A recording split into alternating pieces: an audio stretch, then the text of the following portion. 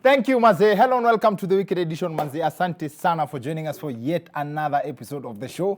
I'm your host, Dr. Kingori. Now, as usual, a week cannot go by in Kenya. Bila mbwembwe hapa na pale. First, I know you all remember how you joined Form 1, as in the means of transport to school, either man-made or natural. Well, this week, a new standard was set yet again after a Form 1 student reported to Maranda High School in this style. The arrival of this student on a chopper caused a stir. The student was accompanied by ODM party leader Raila Odinga, who is supporting his education. Now, a moment of silence for everyone else who, while in high school, this is what helicopter meant to you. Helicopter, helicopter, helicopter. Manze, this story is such a highlight because flying has generally dominated the news this week. On one side, a student makes headlines for being flown to school. On another end, the deputy president of the country gets denied a chance to get on a plane to Uganda. In fact, he was kept waiting for 5 hours. But still, he did not get on the plane. That's the deputy president, waiting for 5 hours. This is top-level patience for a man who cannot spend 1 hour in traffic. 5 hours of the deputy president's time is like 2 years of an ordinary mwananchi's time. Now, that's on the scale of how much the government can keep you waiting. The DP was kept waiting for 5 hours. Alafu utasikia Mkenya wa kawaida akizusha ati, kwani tutagoja barabara mpaka lini? And it's not even 60 years since independence. Learn to wait. Now, one thing for sure, though, is that the DP may not have traveled to Uganda, but he was given the Uganda experience locally. And that depends on how you look at it. The government one way, the government blocked the DP from leaving the country, just like it happens in Uganda to people who disagree with their president. And two, on a different note, you could argue that the DP got the Museveni experience at the airport. That is, a chance to occupy a seat for so long.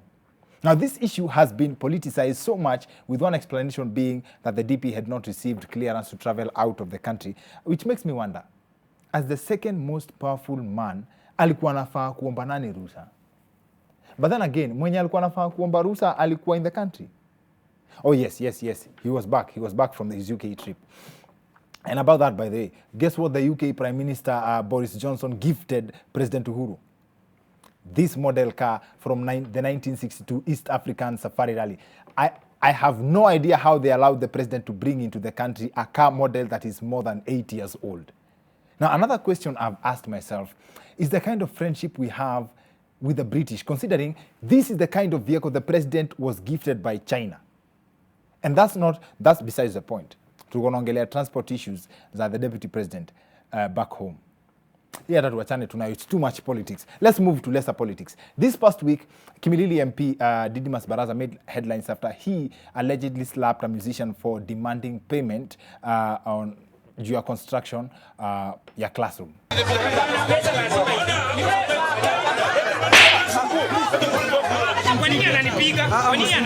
I understand vile coffee work, because I think it took guy like 4 seconds before he knew he digested what mheshimiwa had done. As in I think hata yeye kunotice alipigwa, aliona tu hiyo video later na aliambiwa na wase alipigwa coffee, because at first akasonga kidogo akaangalia mheshimiwa kidogo alafu akariact. How does a slap work? And this is coming at a time where the ugly debate of hustlers versus dynasties is taking shape, makes this the literal definition of class wars.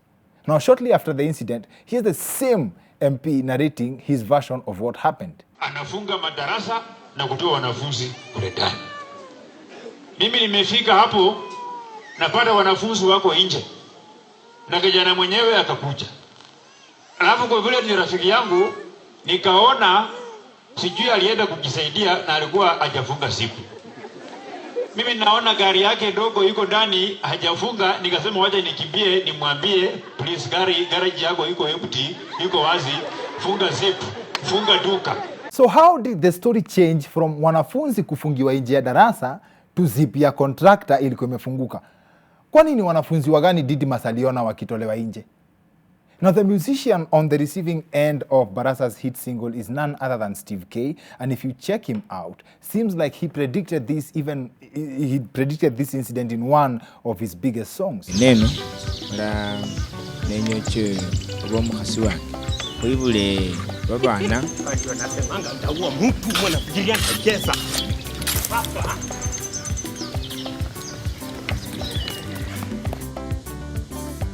Bembe muhasi wangu yumbe muhasi Usime wange weku moyo Kwa nini ananipiga? Kwa nini ananipiga? Bembe muhasi wangu yumbe muhasi Hi, Basi. In other news, Nairobi News carried an article this week whereby a man has been accused of robbing his girlfriend a phone worth 18,000 shillings alongside 100 shillings. What a way to keep it at 100.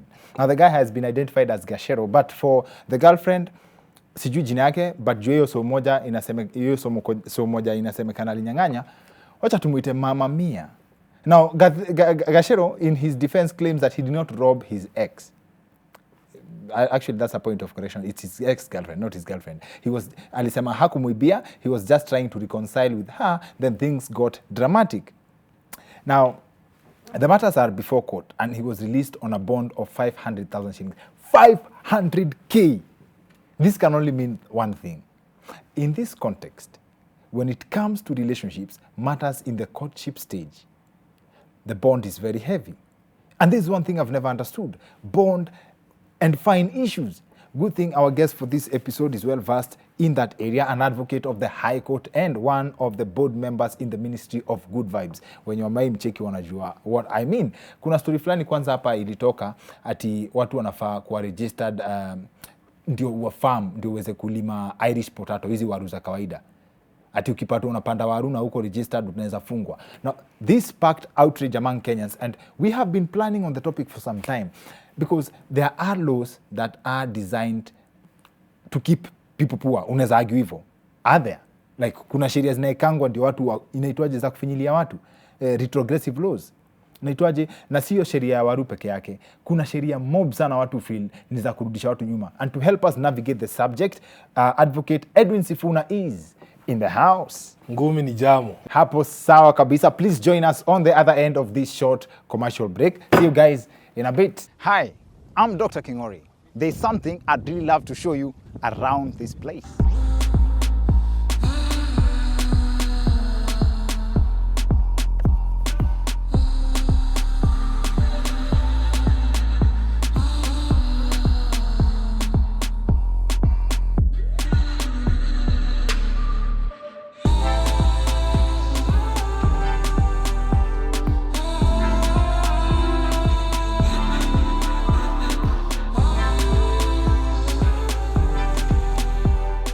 Calling this your home with from as low as 4.5 million Kenya shillings. I don't even need to mention it. For more information about this property, please visit www.ambavillasmalindi.com or use the contact details on your screen or click the link in the description below.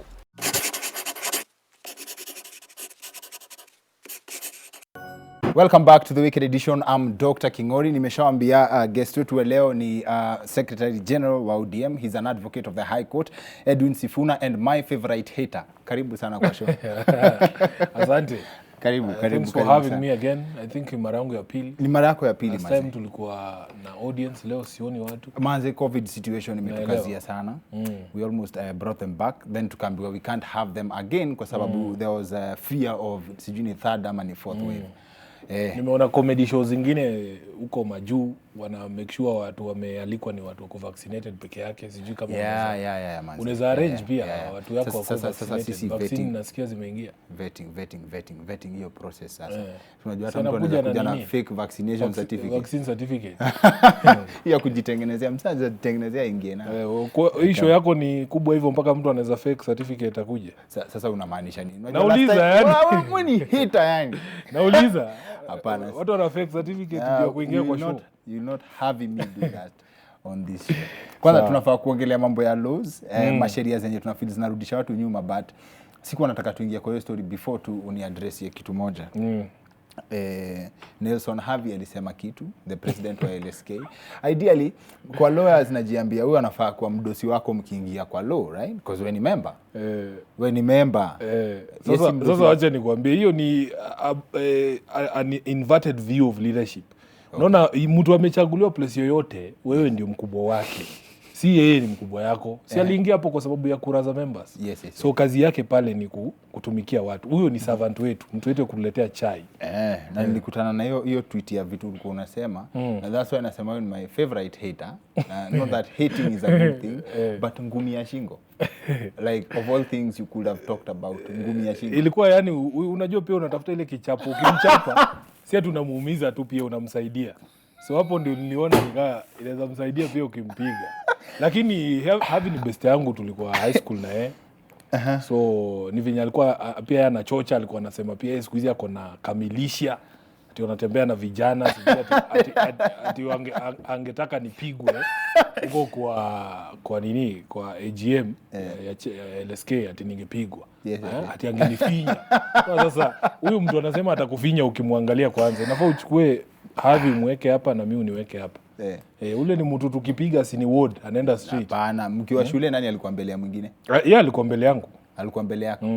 Na mkiwa shule amkuwa ipatana mmecrossiana kimneza vaana mjue. Hata I think alimaliza 1 year before niingie form 1. Na sasa wewe uko mahali unaweza mpiga ngumi ya shingo. Si inategemea na ile mwili Mungu amekupea pia. Sasa ile mwili Mungu amempea. Si afai kutembea akitisha watu watatafinya. Hakuna Havi hezi finya mtu yote. Unless na hiyo magunu wake anasema anatembea. Hiyo ni opinion yako. Kwanza unamjua? Si wewe unamjua? Mimi najua Havi. Kwanza amekam kwa show. Wewe ni mkubwa kushinda Havi. Kwenda huko. Hata ndio kweli. Mimi kwanza nitakwambia hivi. I don't know what's this obsession ya politicians na squad. Ati kama Havi anaweza sema kwa watu wake. Wewe pia kuna vile unajiamini. Baba yao ni Simbarati. Simbarati kwanza vile alikalia Didimas, alafu Didimas akapata mtu wa kushine naye juzi. What is it about you? Sasa hiyo tabia ndio tunataka tumalize kwa siasa. Kama unasema unataka kufinya mtu, usimfinye wewe mwenyewe. Individually. Wewe individually, unaona? Tukutane tu watu wawili, tusi-involve watoto wa watu. Unajua sasa yeye alikuwa anaongea hivyo juu ati siku hizi akona kambogi kama vijana hapo wanapiganga kelele. Ati ningesema ufinywe na nani? Wewe si ukuje wewe mwenyewe ufinyane. Na unajua hiyo ni kitu poa sana umesema juu. Every politician, every leader akiongea, anaongeanga in the sense ya akona backing ya watu wangu watakufanyia ile kitu. Na hiyo ndio tabia nataka tuache kabisa. Kama wewe unajiamini, ukisema utafanya kitu ama una threaten hizi vitu sasa hizi zimepitwa na wakati. Kwanza ina professional body kama LSK unatembea na magunzi wa nini? Unatembea na magunzi wa nini? Inatakiwa una deal na members. Wengine si lawyers, wengine ni lawyers. Na unajua sasa hii profession yetu imefika ile level yenye because of the challenges zenye watu wako nazo. Unakuta ni rahisi sana kuconfuse watu. Vile tu watu kuwa confused huku nje na pesa kidogo, na pombe, na vitu kama hizo. Pia there are lawyers who have fallen into that trap. Na kuna watu sasa wana take advantage. Na mimi siogopi. Havi ni mmoja wale watu wana take advantage ya young lawyers wale wenye bado hawajamake, wanadanganywa na pesa kidogo, sijui nini. Then msee anakutumia wewe ni wakili na unaenda kuwa gunwa mtu. Impression yangu ya Havi vile tulikuwa na yeye ni very different from hiyo ya kukuwa na wasanii. Na unaweza chachisha hivyo upate Havi ameiva karate chini ya maji. Unaona kama vile PLO anakuanga badman. Unaweza pata ameiva chini ya maji upate kumbe ni kutulia tu na mjajabuku. Sasa unajua mimi kuna movie nimecheki, msana kujanga na chochezo makarate nini. Hapo anapigwa teke moja ya kifua na wewe anakaa chini kwanza. Unajua unajiamini umewahi vaa mtu mimi by the way, first of all I don't fight. I'm not a violent person. Hata kuna time unakumbuka watu walikuwa wananichekelea tu. Kuna madhali ninyang'anya Mike walikuwa na expect nitamweka kibare kama kidero ama kitu kama hiyo. Unakumbuka hiyo story? Ni ukweli mjanja, unajua kuna vigate ndani ya dangerous grounds na kujitoa vile unataka. Hizo mafighter au ingizangi. Unajua sasa wewe at level kama yangu sasa. Pia sisi ni examples kwa watu wengi. You might not believe it but kuna wase look up to me. I may not believe it. Inakwambia so pia conduct yako yani lazima ikue. Alafu si ni wale wase wenye tunaamini kama uko na argument na una defend ukweli. Msaizi kushinda. So watu wanafikanga hiyo level ya kufight ni wase wenye wameshindwa kuongea, kujidefend na mdomo yao. Interesting, tumetoka tuongelea tu Havi alafu unapea na example ya watu wameshindwa kuongea. But by the way, kwa conversation ya leo nilikuwa na watch ma video zako za kitambo. Ilikuwa kitambo hata before ingia kwa politics scene. Alafu nikaona advocate of the high court. Unajua I believe that's a different level. Correct. Na vile huko tu boys mtu akutana kama time fulani nimekaa Kisumu hivi nimekaa place saa 8 usiku naona umepita hivi. One man ati peke azin huko boys mpaka anaje manze advocate of the high court. That means hata ukiongea unaongeanga na different level of understanding of the law. Then tukakama up na show tukajiambia history ya laws zenye zinakaa ni inhibitive ya growth. Unaweza kuwa good vibes kuongea na wewe. Na ilitoka from one conversation ya ati potato farmers need to be registered. Ndio upande. Though alikuja wakaclarify baadaye. So wase walikuwa wanazusha juu. Mnasemaje watu wa registered before wapande waru, otherwise watapigwa fine. Aren't we a country where watu wanafaa kuwa encouraged ukiweza panda kila kitu ndio to contribute to kwa the food basket. So unajua kila sheria upitishwa for a reason. Kuna kuwaga na ile inaitwa mischief rule.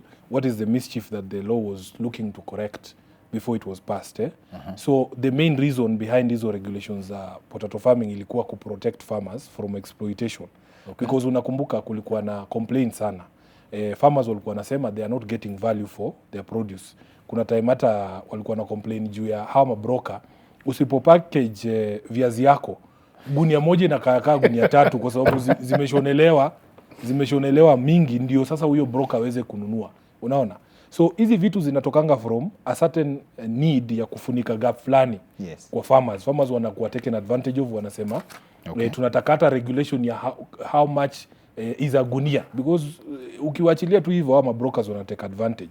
Hiyo story registration ama registration is supposed to help in regulation of an industry, because huwezi regulate watu wenye hawajui, unaona? Na huwezi extend protections kwa watu wenye huwajui. You need to know there are X number of people wenye wanahitaji hii msaada, so that this is how we are going to go about regulating them. Na hata hiyo story ya registration ina deal na watu wenye wako above a certain threshold ya land holding. Yani shamba yako inafaa kuwa imefika kiasi fulani ya production kama 4 acres ndio minimum. Kama uko na ama maximum 4 acres, kama uko na chini ya 4 acres, you don't need to be registered, unaona? So hiyo registration regime yote ilikuwa tu ya kujaribu kuregulate hiyo sector, kuprotect farmers wasikuwe taken advantage of, na unakuwa registered na county government yako. Unajua watu wanaongea hivyo, kuna sectors mob zenye watu registered farmers, kama kwa hizi masako za maziwa, people are registered as farmers, wanajua huyu msee produce X number of milk. Ndio hata tukisema kwa hii sako yetu, for as long as you are registered as a member, maziwa huwezi lipwa chini ya 40 bob kwa liter. Ni hizi vitu zinakuwa brought about to protect farmers and to ensure wapate everything. Kuna time vitu kama kahawa. Before ukate mti moja ya kahawa, ulikuwa unahitaji hata barua ya chief, because hiyo mti moja ya kahawa iko na impact on the entire economy. Unajua sisi ni watu wenye tunategemea hizo exports za agricultural produce for foreign reserves. So gava iwezi kuwa imekaa tu imenyamaza, inajua haijui King'ori kuna miti ngapi za kahawa, haijui umekata ngapi na umekata ni kwa nini. Hawezi kuproject impact yake kwa economy inaenda kukua nini. So hizi vitu saa zingine ni venye we need to consult more na wale stakeholders wa industry, so that hata legislation inapitishwa ikireflect zile views zenye watu walikuwa wanazitoa. But the aim of the legislation was a very noble aim ya kujaribu kuprotect farmers. Umeisummarize fiti sana. Ati watu wanafaa kuangalia the mischief that the law was hoping to. Why was it passed? Kwa nini ilipitishwa? So na ilitoka wapi? Ya watu ndio inakuanga noma. Sasa hiyo ndio inakuaga shida. Every piece of legislation unaona ikiletwa, hata zile tulikuwa tunaongelea za BBI. Yani inakuja kukiwa a specific problem. Si ati ni kitu unakaanga tu hivi unasema tunataka kupitisha sheria. Unaona? Kama zile proposals za BBI zilikuwa mzuri. Watu walikuwa wanasema vijana wa shule, campus. Wanasema ni aje nimemaliza kampo leo, mnaanza kunitisha pesa ya help na sina hata job. Unaona? So unapeana proposal, unasema si basi tuweke moratorium ya period fulani ya kualau kijana at least ajiinue, ndio sasa aanze kulipa hiyo loan. Unaona? Ama tukisema tunataka kupeana loans za kujiinua kimaisha, hizi Uwezo Fund manini, ilitoka wapi? Ilitoka from the realization that usipo support hizi medium and small enterprises, especially businesses zenye zimeanzishwa ama zinaraniwa na vijana, hautawapea ile hawana any other source ya capital, especially kama mtu anaanza. Ukienda bank wanakuitisha sijui bank statements za miaka ngapi, sijui uonyeshe ile profile ya company yako, projections ile profit mnakaa kumake vitu mingi. Sawa. So inatakiwa mnatafuta legislation ile yenye ina address a specific problem in society. Okay. Na hivyo ndo laws once zinaundwa. Without even getting into the political details, niko interested in the law aspect ya history ya DP was blocked from flying out of the country. So one of the things that have been cited ni that there is a law that bars public officers from traveling outside without consent. No, you have to notify. You see, like members of parliament are required to notify the speaker that they are traveling. It is Hauwezi enda raundi yako. Hauwezi enda raundi bila kunini. Unajua, even as citizens, we are encouraged, actually we are required. Nikiland South Africa, I am supposed to notify our embassy ya kwamba niko pale. Kwa sababu, the state has a responsibility for you. Unaona, wezi tu mraia tu. Na kitu kifanyika, unaonaga watu wanasema, mtu wetu amekuwa Saudi Arabia, sijui nini. Hizo vitu ni muhimu useme pale unaenda. Na especially wewe kama ni member of parliament, mtu ataulizwa ni speaker. So lazima notify. Yeah, if something were to happen to you, ama watu wanakutafuta, ama there is a state of emergency that has been declared, ama kama DP, unajua DP anatakiwa kutake over the reins of power, kitu yote kifanyikia president. President akidai, president akiwa mgonjwa ama ako incapacitated, mwanze kutafuta jamaa ati ameenda raundi zake na hamjui ni wapi. Surely. Utaanza kupiga simu wapi? Saa hii tuseme preza amepatikana na shida, accident kwa barabara ama kitu kama hiyo. Na serikali lazima kukuwe na hiyo quick transition of power. Yes. Utampata wapi? Wewe simu huyo ukikuwa DP huwezi simu bana. My friend. Unazima simu aje? Huwezi kuwa mteja ati inchi na kutafuta inchi na kutafuta uko mteja. So hii kitu ni common courtesies tu. Unawaambia mimi nataka kwenda place fulani. Hata mimi mwenyewe shwali, mimi ni SG wa chama. Nikitaka kwenda mahali nagusia party leader wangu, naambia watu wangu wa Chungwa House wajue SG uko Kilifi, kunaweza tokea na noma huko. Yeah, so it is just common courtesy, and it is a requirement of the civil service code ya kwamba leader MCA hawezi travel aende nini nje ya country bila kujulisha speaker wa county yake na ampatie nini, hata kama ni kwenda tu out. Hapana, unasema because you are a leader. Unajua ukikuwa kiongozi, there's a different standard of expectation on you because of your responsibilities. Nimekuambia kama kwa mfano kitu ifanyikie president, wanatafuta deputy president, hawajui pale ameenda, wataanzia wapi? Niko hapa na Museveni. But then unapata the question now becomes watu wanasema inaweza kuwa politicized at some point because wanasema wamekuwa wakitoka. Watu wamepoliticize ni watu watangatanga.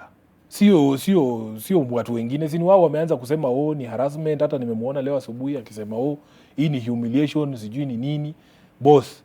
Alafu kitu yenye mimi inanichekesha, huyu jamaa hataki kuface his real demons, kwa sababu kama wewe deputy president na wanasema orders zimetoka from above, kuna above moja tu ya juu ya deputy president, kuna ingine juu ya deputy president ni nani?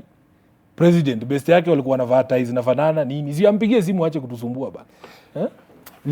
Ni funny sana that unaweza ongea hivyo, and it's a good thing that tulikuwa na wewe over 1 year ago, but still bado mko ndani ya serikali na nyinyi, and then it must be a very difficult position for you guys. Juu mnajua mnataka ku live by the law. Kama juzi party leader wenu alikuwa na criticizewa kwa sababu ati ame give up on wase, hatetei wase vile wase wanateseka sahi, unaget.